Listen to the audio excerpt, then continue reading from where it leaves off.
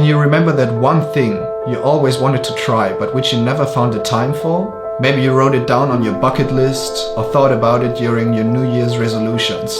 No matter if it's reading that new book, learning a new language, starting that business idea, painting that picture, getting into shape, or playing the guitar. I don't know how to play the guitar.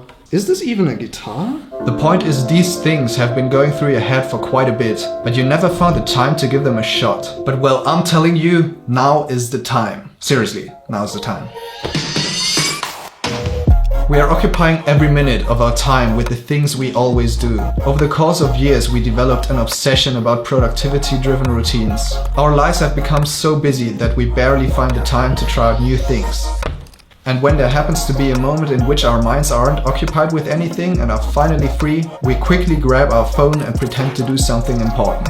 Like scrolling through social media, looking at memes, playing games, or watching YouTube videos.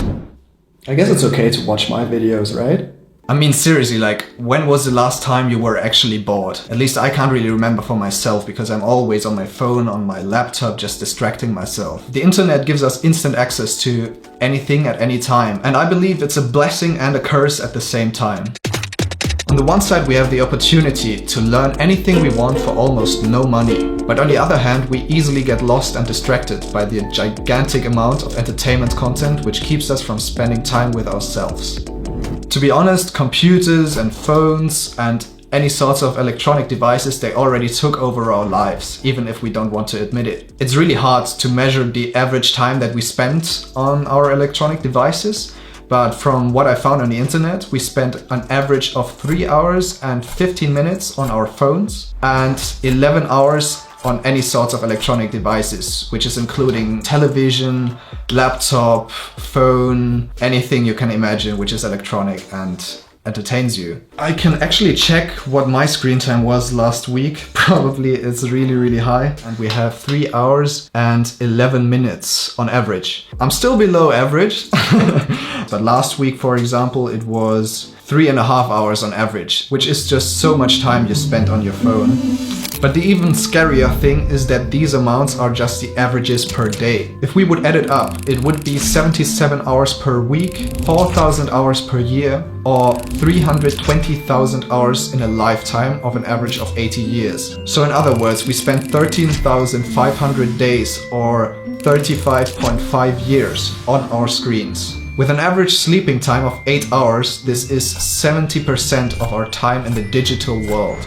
I mean, that's just crazy, right? Obviously, most of us are forced to work on screens for our jobs because it's just much more efficiently than just like writing everything down. As a filmmaker and editor, I'm working most of the time in front of screens. I'm writing my scripts on my phone or on my laptop. I'm editing photos and videos on my laptop. So it's just an enormous amount I'm already spending on screens just for my work. But the thing is that even in our free time, we can't really let go of all these electronic devices.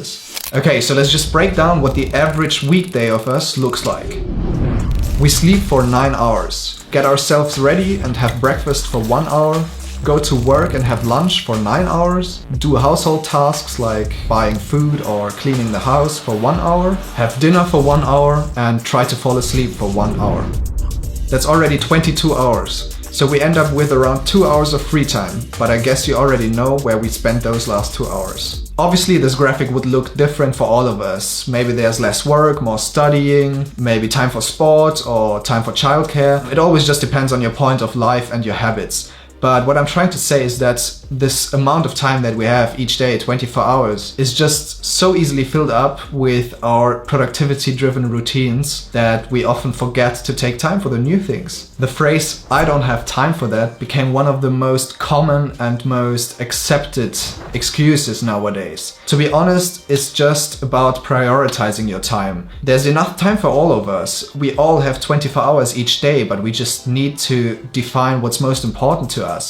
And I think that most people forget what's important to them because they're just so caught up in their everyday lives. And that's the reason why it's so hard to approach new things and to try them out, because in our heads we're always just thinking about the next best thing to do. We always distract ourselves and we never really take that space to really try out something new. So the graphic I showed you was our reality for a long time, but in the last weeks, a lot of things changed.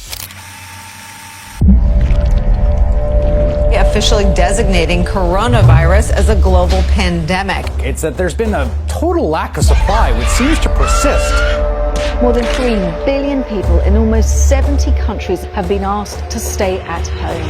Yeah, the coronavirus is all over the news, it's all over the countries, it's everywhere in the world. So I think the virus really changed the way of our lives for everybody, including myself. It was actually a really bad timing for me because I just quit my job. Yeah, my plan was to go traveling again. I wanted to live abroad and work there as a freelancer and photographer. But yeah, I quickly recognized that this is not going to happen in the next few months. So after leaving Kempten, which is the town I used to live in, I moved to my hometown in the south of Munich, and there I lived together with my mom and my brother. In the beginning at home, things didn't really go to plan as expected. I slept in until noon and it already got bright outside. I spent a lot of time with my cats and watched YouTube and Netflix for hours. So I tried to distract myself in any way possible. But after a couple of days, I realized that these limitations are not going to be over in a few weeks. Maybe it'll take a few months, maybe even years for things to go back to normal. So I knew some things needed to change. So when I'm feeling stuck and I can't really get my ass up to do anything, I always have the same mindset. Focus on the things you can control, not the things which are out of your hands. Why should you occupy your mind with things that are out of your control? You can't even change them, so why should you waste your time with it? I see it this way: if there's one good thing, okay, these are two. If there's one good thing about the quarantine, it's that we just have a lot of time. We're not allowed to meet our friends, we're trapped at home, we have to work less. So yeah, it's just a lot of time we have. And it's really easy to get into the wrong mindset and to just think, most people aren't doing anything right now, so I don't have to feel bad if I do nothing. In some weird way, we are forced into our comfort zone and we don't even feel bad about it. Because of that mindset, it's very easy to get demotivated and passively wait until this whole thing is over. But having that much free time is actually a very rare situation. So why not use it to grow as a person and explore new opportunities instead of waiting for our lives to go back to normal? Why stay passive if you could actually be active? So after realizing that, finally some things started to change. I spent more quality time with my family. We played games, cooked together, and I started to run with my brother every second day for at least 10 kilometers. I felt like running was a real game changer for myself, because as soon as I just got up and did some sports, I was already motivated to do more things. As all the gyms closed, I started to work out in our garden. I finally found time to work on several video scripts which I've been pushing further back week by week. And I started a new online course about digital products, which is actually really interesting. All of those are things that I really wanted to do, but somehow they always ended up at the bottom of my to-do list. I guess I even had more free time than most other people because I also quit my job at that time. But talking to my friends, it turned out that everybody is kind of like in the same situation where they have a lot more time than usual. So why am I telling you all of this? By making this video, I want to motivate each and every one of you guys out there to just make the best out of the current situation. For most of us, these limitations give us some headspace and finally the opportunity to take more time for ourselves and the people around us. I challenge you to spend time with the people you love and to actively try new things which never got ticked off your bucket list.